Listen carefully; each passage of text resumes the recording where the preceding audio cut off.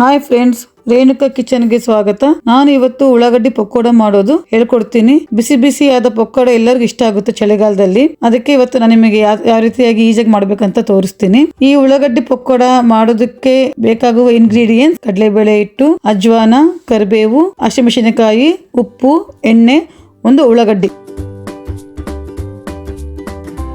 ಉಳ್ಳಾಗಡ್ಡೆಯನ್ನ ಹೀಗೆ ಕಟ್ ಮಾಡ್ಕೊಬೇಕು.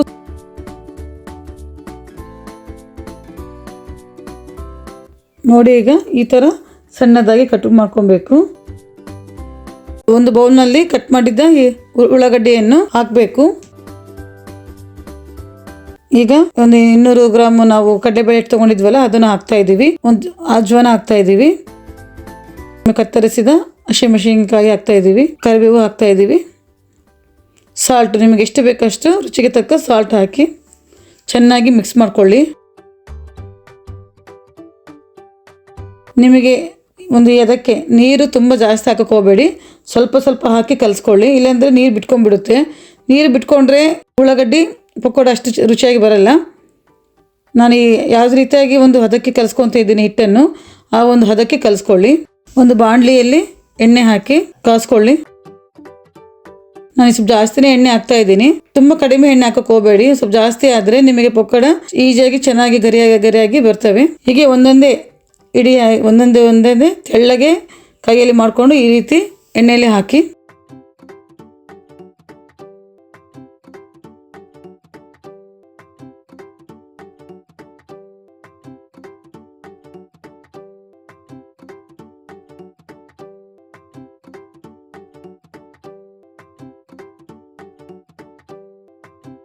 ಪಕೋಡನ ಎರಡು ಕಡೆಗೆ ಗೋಲ್ಡನ್ ಬ್ರೌನ್ ಬರೋವರೆಗೂ ಕರಿಬೇಕು.